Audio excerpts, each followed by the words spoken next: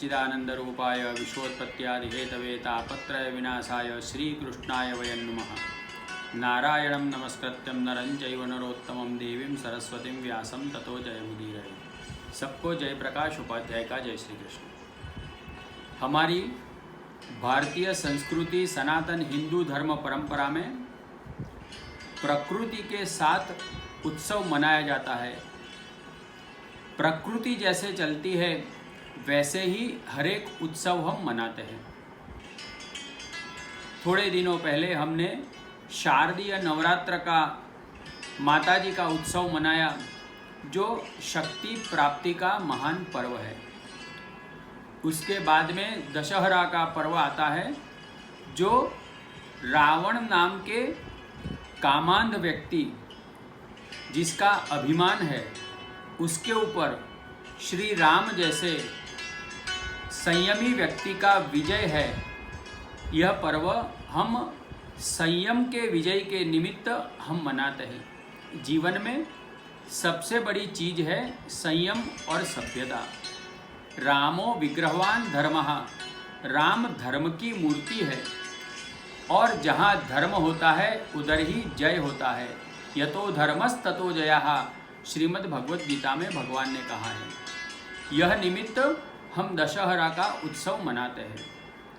दशहरा के दिन आप सबने दर्शन किए होंगे कि माताजी के जो अंकुरित जवारा जी है, जो जौ है जिससे गेहूं निकलता है, जौ से जो जवारा बनते हैं 9 दिन तक उसकी आराधना की जाती है। उसको भगवान नारायण के मस्तक के ऊपर रखा जाता है। यही हमें बताता है कि शक्ति का विजय होता है। शक्ति के बिना जीवन में कुछ भी नहीं है। यह नवरात्रि का पर्व भी एक प्रकृति का पर्व है और प्रकृति से ही हमारा जीवन चलता है।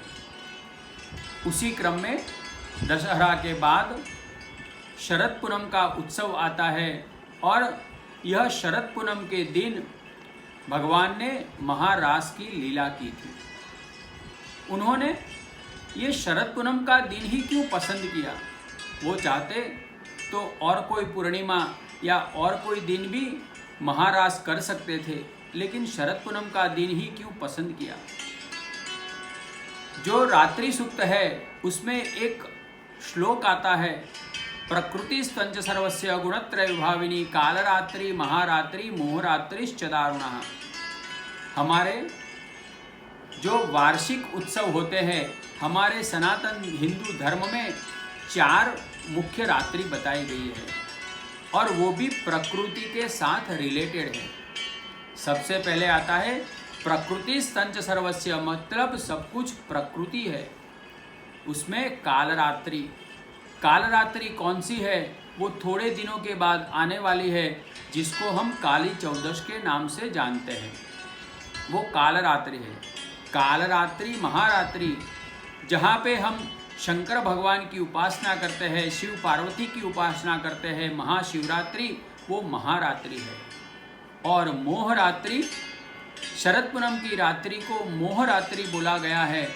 और दारुण रात्रि जो होली का दिन है, जो फागण शुक्ल पूर्णिमा है, जिस दिन होलिका अपने गोद में प्रहलाद को लेकर बैठती है, लेकिन उसकी जो इच्छा वो बुरी थी, उसका कर्म बुरा था, इसके लिए उसको जो वरदान मिला था, वरदान का भी कुछ असर नहीं हुआ और वो खुद जलकर भस्म हो गई और प्रहलाद जी बच गए हैं। इसीलिए ये दारुण रात्रि है। छोटे बालक को जलाने की कोशिश की, इसीलिए ये दारुण रात्रि है। और सबसे बड़ी रात्रि मोह रात्रि, शरद पूर्णिमा, आश्विन मास शुक्ल पक्ष और पूर्णिमा तिथि, यह मोह रात्रि को महारास का उत्सव प्रभु ने किया था। ये महारास का उत्सव किया, उससे पहले नवरात्रि आती है और नवरात्रि को हम बोलते हैं शारदीय नवरात्र, मतलब शरद ऋतु का प्रारंभ होता है। शरद ऋतु का प्रारंभ होता है ना, तो हम सब जानते हैं शरद ऋतु से पहले वर्षा ऋतु आती है। वर्षा ऋतु में बारिश गिरने की वजह से जो जल है वो निर्मल नहीं होता है, उसमें बहुत सारा कूड़ा कचरा है, वो भर जाता है। लेकिन जैसे ही शरद ऋतु आती है, वो जो जल है ना, जो झरनों से भी बहता है, नदी में भी जो जल बहता है, वो निर्मल हो जाता है। और जैसे जल निर्मल होता है, उसी प्रकार से आप शरद पूर्णिमा का चंद्र देखेंगे ना, तो वो एकदम शुद्ध श्वेत आपको दिखेगा, सफ़ेद दिखेगा, उसमें एक भी डॉट आपको नहीं दिखेगा। आकाश भी आप देखेंगे वो भी स्वच्छ दिखता है। इसका अर्थ है, इसका कारण यह है कि मनुष्य का मन अगर निर्मल हो ना, तभी प्रभु उसको स्वीकार करते हैं। इसीलिए प्रभु ने महाराज के लिए ये शरद पूर्णिमा का दिन पसंद किया। दूसरा, शरद पूर्णिमा के दिन को कोजागरी पूर्णिमा बोला गया है। कोजागरी का अर्थ है कि ये पूर्णिमा के दिन जो जागता है, को जाग, कौन जागता है? जो जागता है उसे ही महालक्ष्मी की प्राप्ति होती है। शरद पूर्णिमा का दिन शक्ति का पर्व है, प्रभु के साथ मिलन का पर्व है और महालक्ष्मी की प्राप्ति का पर्व है और प्रकृति के साथ रहने का पर्व है। और ये शरद पूर्णिमा के दिन हम दूध पौवे का प्रसाद प्रभु को देते हैं, प्रभु को भोग अर्पण करते हैं और उसके बाद में हम सब ग्रहण करते हैं। आप देखिए, ये दूध भी श्वेत है, पौवे भी श्वेत है। जीवन में अगर आगे बढ़ना है तो हमारा मन इस तरह से सफ़ेद यानी निर्मल रखना पड़ेगा। हमारे कर्म भी निर्मल रखने पड़ेंगे।